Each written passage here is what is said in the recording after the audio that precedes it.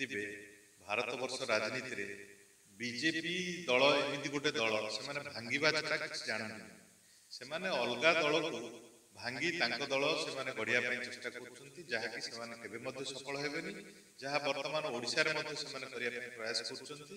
କିନ୍ତୁ ଦଳର ଯୋଉମାନେ କର୍ମୀ ଅଛନ୍ତି, ଦଳର ଯୋଉମାନେ ନେତା ଅଛନ୍ତି, ସେମାନେ ସମସ୍ତେ ଦୃଢ ମନସ୍ଥ କରିଛନ୍ତି ଆମେ ପୂର୍ବତନ ମୁଖ୍ୟମନ୍ତ୍ରୀଙ୍କ ସହିତ ରହିବା।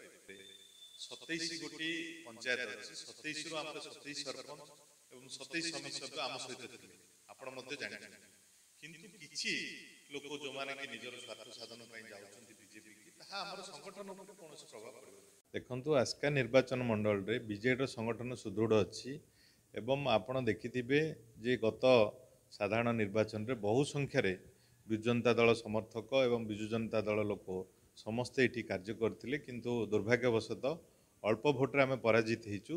କିନ୍ତୁ ଆଜି ମଧ୍ୟ ସୁଦୃଢ଼ ଅଛି ଏବଂ ସମସ୍ତ ସାଂଗଠନିକ କାର୍ଯ୍ୟ ଚାଲିଛି ଏବଂ ତଳ ସ୍ତରଠୁ ଆରମ୍ଭ କରିକି ଉପର ସ୍ତର ସମସ୍ତ କର୍ମୀ ଉତ୍ସାହିତ ଅଛନ୍ତି।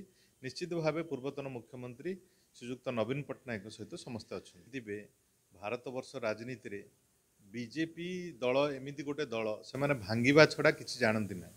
ସେମାନେ ଅଲଗା ଦଳକୁ ଭାଙ୍ଗି ତାଙ୍କ ଦଳ ସେମାନେ ଗଢିବା ପାଇଁ ଚେଷ୍ଟା କରୁଛନ୍ତି, ଯାହାକି ସେମାନେ କେବେ ମଧ୍ୟ ସଫଳ ହେବେନି, ଯାହା ବର୍ତ୍ତମାନ ଓଡ଼ିଶାରେ ମଧ୍ୟ ସେମାନେ କରିବା ପାଇଁ ପ୍ରୟାସ କରୁଛନ୍ତି।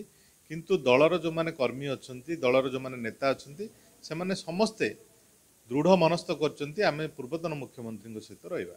ଆସିକା ବ୍ଲକରେ 27 ଗୋଟି ପଞ୍ଚାୟତ ଅଛି, 27ରୁ ଆମର 27 ସରପଞ୍ଚ ଏବଂ 27 ସମିତି ସଭ୍ୟ ଆମ ସହିତ ଥିଲେ, ଆପଣ ମଧ୍ୟ ଜାଣିଛନ୍ତି। କିନ୍ତୁ କିଛି ଲୋକ ଯୋଉମାନେ କି ନିଜର ସ୍ୱାର୍ଥ ସାଧନ ପାଇଁ ଯାଉଛନ୍ତି ବିଜେପି କି, ତାହା ଆମର ସଂଗଠନ ଉପରେ କୌଣସି ପ୍ରଭାବ ପଡ଼ିବ ନାହିଁ। ଏକ ହାସ୍ୟାସ୍ପଦ କଥା, କେବେ ମଧ୍ୟ ଏନ୍ଏସି ଆମ ସହିତ ଅଛି, ବ୍ଲକ 2ଟା କବି ସୂର୍ଯ୍ୟନଗର ଯାହାକି ଆମର ଉଚ୍ଚ ନ୍ୟାୟାଳୟରେ କେସ୍ ଚାଲିଛି ଏବଂ ଆସ୍କା ବ୍ଲକ ଆମ ସହିତ ଅଛନ୍ତି, ସେଥିରେ କୌଣସି ବି ଫରକ ପଡ଼ିବନି, ସଂଗଠନରେ କୌଣସି ଅସୁବିଧା ହେବ। ଦେଖନ୍ତୁ, ଆମର ତାରିଖ ଧାର୍ଯ୍ୟ ହେଇନି, କିନ୍ତୁ ମୁଁ ଆପଣଙ୍କୁ କହୁଛି ଶତାଧିକ କର୍ମୀ ବିଜେପିରୁ ଆସିକି ବିଜେଡିରେ ଯୋଗଦାନ କରିବେ। ଆପଣଙ୍କୁ ଆମେ ନିମନ୍ତ୍ରଣ କରିବୁ, ଆପଣ ସେଦିନ ଆମକୁ ପ୍ରଶ୍ନ ପଚାରିବେ, ଆମେ ଉତ୍ତର ଦେବୁ। କିନ୍ତୁ ଆପଣ ତ ଓଡ଼ିଶା ସାରା ଦେଖୁଥିବେ, ସାମାଜିକ ଗଣମାଧ୍ୟମଠୁ ଆରମ୍ଭ କରିକି ଆମର ମିଡ଼ିଆ ଭାଇମାନଙ୍କଠୁ ଶୁଣିଥିବେ, ସାଧାରଣ ଲୋକ ପ୍ରତିକ୍ରିୟା କରୁଛନ୍ତି। ବିଜେପି ଯେଉଁଭଳି ମିଥ୍ୟା ପ୍ରତିଶ୍ରୁତି ଦେଇକି ଚାଷୀଠୁ ଆରମ୍ଭ କରିକି ମହିଳା ମାଆମାନଙ୍କୁ ଯେମିତି ମିଥ୍ୟା ପ୍ରତିଶ୍ରୁତି ଦେଇକି ଭୋଟ ନେଲେ, କିନ୍ତୁ ତାହା କାର୍ଯ୍ୟକାରୀ କରୁନାହାନ୍ତି, ସାଧାରଣ ପ୍ରତିକ୍ରିୟା ପ୍ରକାଶ ପାଉଛି।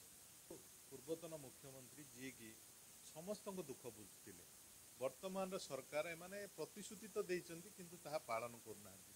ଗତ 6 ମାସ ଭିତରେ ଆପଣ ଦେଖିଥିବେ ଲୋୟର ପିଏମଜି ଠାରେ ହଜାର ହଜାର ମହିଳା ଏବଂ ହଜାର ହଜାର ଛାତ୍ର ଯୁବ ଯେଉଁଭଳି ଭାବେ ବିରୋଧ ପ୍ରଦର୍ଶନ କରୁଛନ୍ତି, ଏଠୁ ଆପଣ ଅନୁମୟ କରିପାରୁଛନ୍ତି।